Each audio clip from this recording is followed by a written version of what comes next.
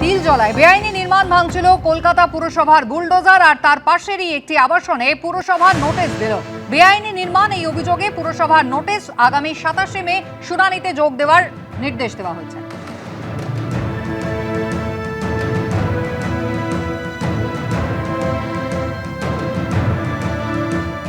সরকারি জমিতে তৃণমূল কংগ্রেসের বেআইনি পার্টি অফিস। এই হলো হুগলির কোন্নগরের ঘটনা। 20 নম্বর ওয়ার্ড তৃণমূলের পার্টি অফিসে বুলডোজার চলল। ভাঙা হলো তৃণমূল কাউন্সিলর খোকন পালের বেআইনি নির্মাণ।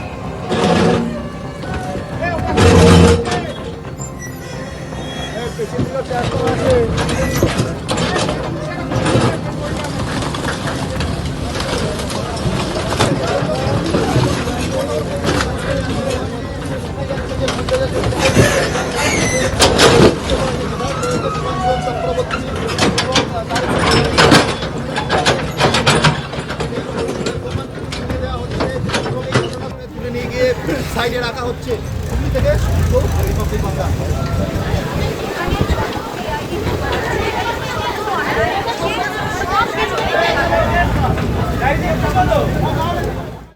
এবার অবৈধ নির্মাণে জিরো টলারেন্স নীতি নিয়েছে রাজ্য সরকার। মুখ্যমন্ত্রী শুভেন্দু অধিকারীর নির্দেশের পরই অবৈধ নির্মাণ চিহ্নিত করে নোটিশ পাঠানোর পর এবার ভাঙার কাজ শুরু করল কলকাতা পুরসভা। রবিবার তিলজলা, কসবা, বেলেঘাটায় একের পর এক অবৈধ নির্মাণ বুলডোজার দিয়ে ভাঙার কাজ শুরু করল কলকাতা পুরসভা।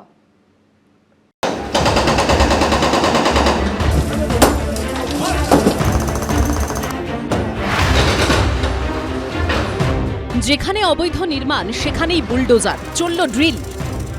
বোসপুকুর, কসবা থেকে তিলজলা, বেলেঘাটা, রবিবার কলকাতার নানা প্রান্তে এভাবেই ভাঙা হলো বেআইনি বহুতল। কোথাও 7 তলা বাড়ি তো কোথাও 3 তলা, সব অবৈধ।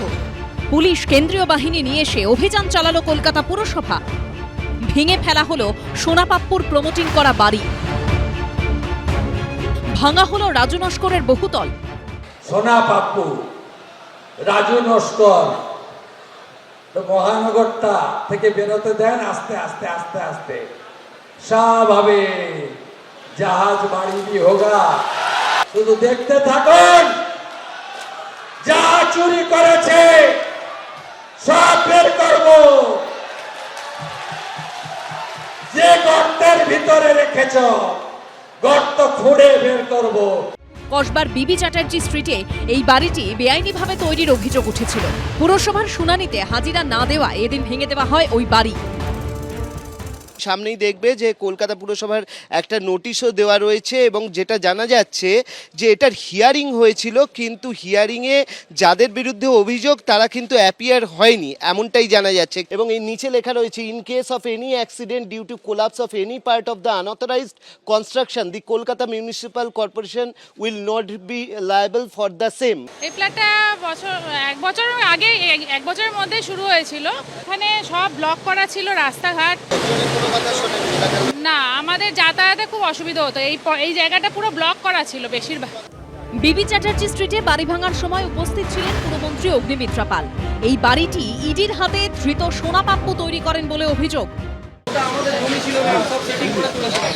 এর মধ্যে নাম আছে মিন্টু ভঞ্জ, সোনাপাপ্পুর ছেলেরা। ঠিক আছে, কেন দিয়েছিলে কেন জমিটা? আমরা কিছু জানি না ম্যাম। কাকাইয়াটারা এখানে করেছে, কি কে টাকা খেয়েছে জানি না। আমার কাছে এখনো ওই জমির আপনার পুরনো ট্যাক্সের বিল আছে। কসবার বোসপুকুরেও একটি বেআইনি নির্মাণের অভিযোগে ভেঙে ফেলা হয় একটি বহুতল। জবের থেকে ইললিগাল কনস্ট্রাকশন শুরু হয়েছে, রাস্তায় হাঁটা চলার জায়গা নেই এবং এটা দরকার ছিল।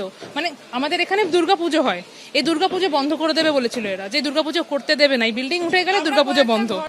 অন্যদিকে এদিনই বেলেঘাটার ইস্টকুলিয়া রোডে অভিযান চালিয়ে একটি বাড়ি ভাঙে কলকাতা পুরসভার কর্মীরা।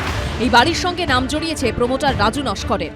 রাজু নস্করের যে দুটি বাড়ি, সেই দুটি বাড়িতে তো বুলডোজার অবশ্যই চলছে, কিন্তু এছাড়াও পুরসভার বিল্ডিং বিভাগ সূত্রে খবর যে আরও 5টি অ্যাড্রেস, 5টি ঠিকানায় সেখানে নোটিশ সার্ভ করা হয়েছে রাজু নস্করের। মোট 7 জায়গায় কিন্তু এখনও পর্যন্ত নোটিশ সার্ভ হয়েছে।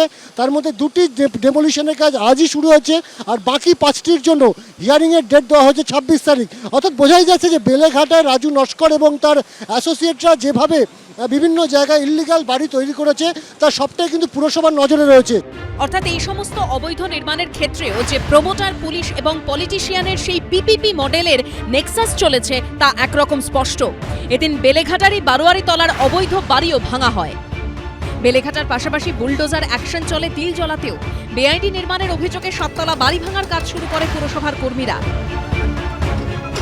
তিলজলাতে জিজে খান রোডে আমরা দাঁড়িয়ে রয়েছি এবং এখানে প্রথমে ছবি দেখাচ্ছি। এই যে বড় বিল্ডিং রয়েছে, যে বিল্ডিংটি সম্পূর্ণভাবে বেআইনি, এমনটাই পুরসভার আধিকারিকরা যখন পরীক্ষা করে যান এখানে, তখন তাদের অবজারভেশন বা তাদের পর্যবেক্ষণ তারা ইতিমধ্যে নোটিশ এখানে লাগিয়ে দিয়ে গেছেন। স্পষ্টত লেখা আছে, in case of failing to comply with the same, the building department of the Kolkata municipal corporation shall demolish the unauthorised construction immediately and the cost will be recovered from PR, অর্থাৎ যিনি এই বিল্ডিং করেছেন তাকেই নিতে হবে পুরো দায়, এবং এই পুরো ভেঙে দিতে যে প্রক্রিয়া, যে খরচা, সেটাও তাকেই বহন করতে হবে। বেআইনি নির্মাণ বন্ধে কড়া বার্তা দিয়েছে পুর ও নগর উন্নয়ন দপ্তর।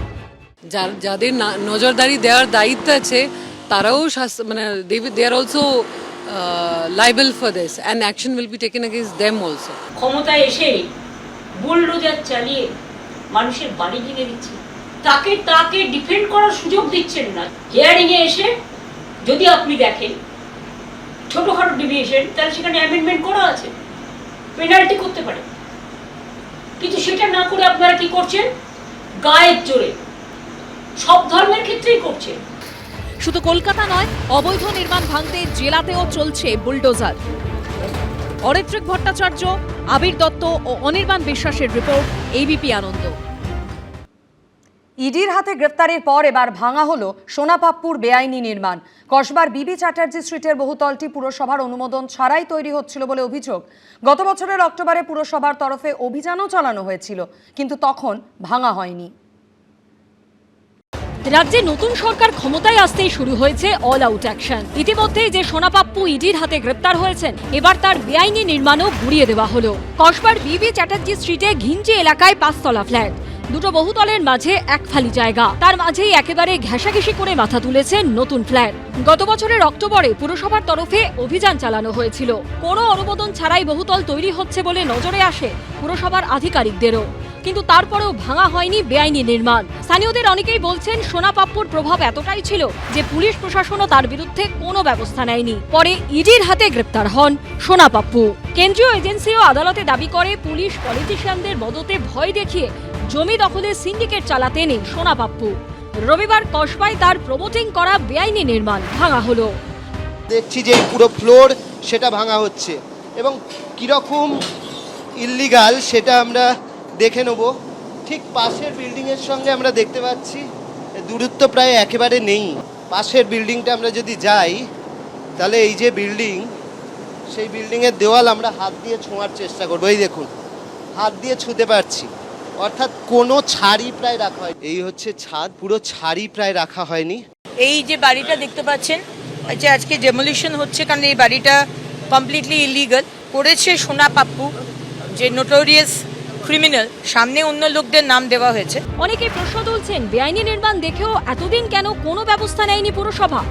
5 বছর কাউন্সিলর আছে? হ্যাঁ নিশ্চয়ই, আমি 4.5 বছর কাউন্সিলর আছি। 1 বছর একটা বিল্ডিং হলো, তাহলে আপনি সেই এলাকায় যান? বাড়িতে সব বিল্ডিং ঘুরে ঘুরে কে করছে না করছে সব বিল্ডিং এর প্ল্যান দেখা, এটা আমার কাজের মধ্যে পড়ে না। আপনাকে কেউ বিল্ডিং ডিপার্টমেন্ট মাইনে পায়, এটার জন্য বিল্ডিং ডিপার্টমেন্ট আছে, তাদের কাজ হলো যে কোথায় কে বাড়ি করছে সেটা আইনসম্মত হচ্ছে কিনা দেখার জন্য।